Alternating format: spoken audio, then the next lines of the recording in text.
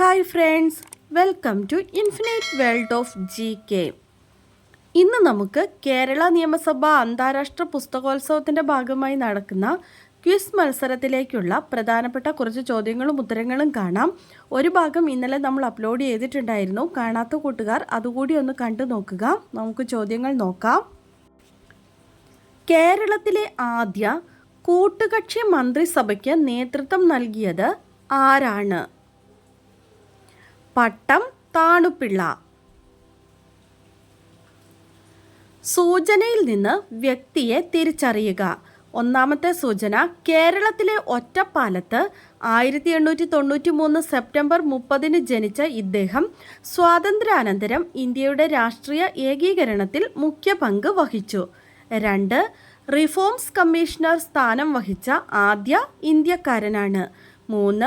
ഒരു ഇന്ത്യൻ സംസ്ഥാനത്ത് ഗവർണർ പദവി വഹിച്ച ആദ്യ മലയാളിയാണ്. ആരാണ് ഇദ്ദേഹം? VP മേനോൻ. അദ്ദേഹത്തിൻ്റെ മുഴുവൻ പേര് വാപ്പാല പങ്കുണ്ണി മേനോൻ എന്നാണ്. ഉത്തര കേരളത്തിൽ പ്രചാരമുള്ള ഈ കലാരൂപം ഏതാണ്? ചിത്രത്തിൽ കൊടുത്തിരിക്കുന്ന കലാരൂപം ഏതാണ്? തിടമ്പ് നൃത്തം. Spiritual Magna Carta of modern Travancore എന്നറിയപ്പെടുന്ന ക്ഷേത്രപ്രവേശന വിളംബരം എഴുതി തയ്യാറാക്കിയത് ആരാണ്? ഉള്ളൂർ S.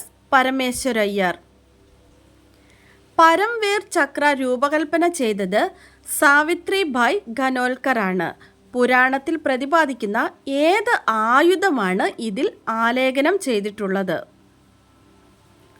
വജ്രായുധം. ജലത്തിനടിയിലെ ഏറ്റവും വലിയ ഛായാചിത്രമാണ് ഇവിടെ തന്നിരിക്കുന്നത്. യൂണിവേഴ്സൽ വേൾഡ് റെക്കോർഡ് ഇതിന് ലഭിച്ചിട്ടുണ്ട്. ആരുടെ രേഖാചിത്രമാണ് ഇത്? ക്യാപ്റ്റൻ വിക്രം ബത്ര. കാർഗിൽ യുദ്ധത്തിൽ ഇന്ത്യക്ക് വേണ്ടി വീരചരമമടഞ്ഞ സൈനികനാണ് ക്യാപ്റ്റൻ വിക്രം ബത്ര. അദ്ദേഹത്തിന് മരണാനന്തര ബഹുമതിയായി പരമവീര ചക്ര ലഭിച്ചിട്ടുണ്ട്. കേരള ഗവർണറും ഇന്ത്യൻ രാഷ്ട്രപതിയുമായി പ്രവർത്തിച്ച ഏക വ്യക്തി ആരാണ്? VV ഗിരി. കേരളത്തിൻ്റെ ചരിത്രത്തിൽ ഏറ്റവും കൂടുതൽ കാലം തുടർച്ചയായി മുഖ്യമന്ത്രിയായിരുന്ന വ്യക്തി ആരാണ്? നമ്മുടെ ഇപ്പോഴത്തെ മുഖ്യമന്ത്രിയാണ് ശ്രീ പിണറായി വിജയൻ. ഏറ്റവും കൂടുതൽ കാലം കേരള നിയമസഭാംഗമായിരുന്ന വ്യക്തി ആരാണ്? ഉമ്മൻചാണ്ടി. 2024 ഒക്ടോബറിൽ പുതിയ ലോഗോയും പുതിയ 7 സേവനങ്ങളും അവതരിപ്പിച്ച ടെലികോം കമ്പനി ഏതാണ്? ഇവിടെ തന്നിരിക്കുന്നതാണ് പുതിയ ലോഗോ. ഏതാണ് ഈ കമ്പനി? BSNL. കണക്റ്റിംഗ് ഭാരത് എന്നാണ് പുതിയ ആപ്തവാക്യം. നേരത്തെ ഉണ്ടായിരുന്നത് കണക്റ്റിംഗ് ഇന്ത്യ എന്നായിരുന്നു.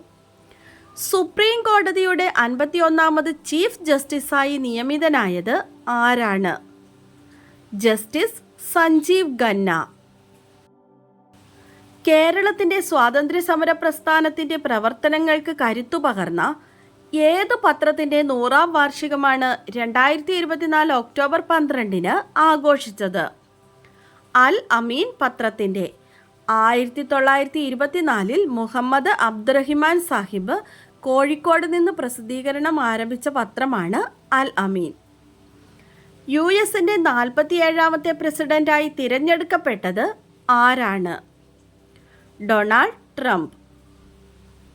സ്വതന്ത്ര ഇന്ത്യയിൽ പ്രഥമ വിദ്യാഭ്യാസ മന്ത്രിയായിരുന്ന മൗലാന അബ്ദുൽ കലാം ആസാദിൻ്റെ ജന്മദിനമാണ് ദേശീയ വിദ്യാഭ്യാസ ദിനമായി നാം ആചരിക്കുന്നത്. എന്നാണ് ദേശീയ വിദ്യാഭ്യാസ ദിനം? നവംബർ 11. അയിത്ത ജാതിക്കാരുടെ സഞ്ചാര സ്വാതന്ത്ര്യത്തിനായി മന്നത്ത് പത്മനാഭൻ നയിച്ച സവർണ ജാഥയ്ക്ക് 2024 എത്ര വർഷമാണ് തികയുന്നത്? 100 വർഷം. നിലവിൽ കേരളത്തിലെ സാമൂഹിക നീതി വകുപ്പ് മന്ത്രി ആരാണ്? R ബിന്ദു. നവംബർ 2 161ാമത് ജന്മദിനം ആചരിക്കുന്ന കേരളത്തിൻ്റെ നവോത്ഥാന നായകൻ ആരാണ്? ഡോക്ടർ പൽപു. ഇന്ത്യയുടെ തുറമുഖ ഷിപ്പിംഗ് ജലപാത മന്ത്രാലയത്തിൻ്റെ ബ്രാൻഡ് അംബാസഡറായി നിയമിതയായ ഇന്ത്യൻ ഷൂട്ടിംഗ് താരം ആരാണ്? മനു ഭാക്കർ. പാരീസ് ഒളിമ്പിക്സിൽ ഇന്ത്യക്ക് വേണ്ടി ആദ്യ മെഡൽ നേടിയത് മനു ഭാക്കറാണ്. അതുപോലെ തന്നെ ഒരു ഒളിമ്പിക്സിൽ 2 മെഡൽ നേടിയ ആദ്യ വ്യക്തിയും മനു ഭാക്കറാണ്.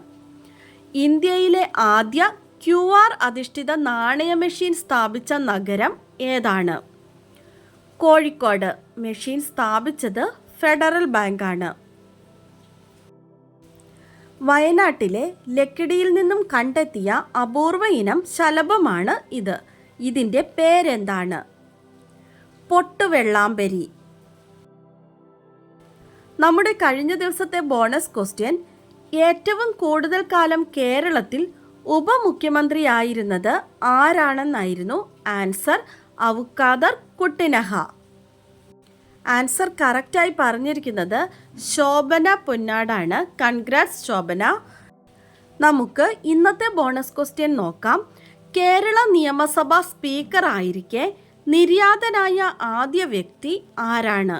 കേരള നിയമസഭാ സ്പീക്കർ ആയിരിക്കെ നിര്യാതനായ ആദ്യ വ്യക്തി ആരാണ്? ആൻസർ അറിയാവുന്നവർ വേഗം തന്നെ കമൻറ്റ് ചെയ്തോളൂ.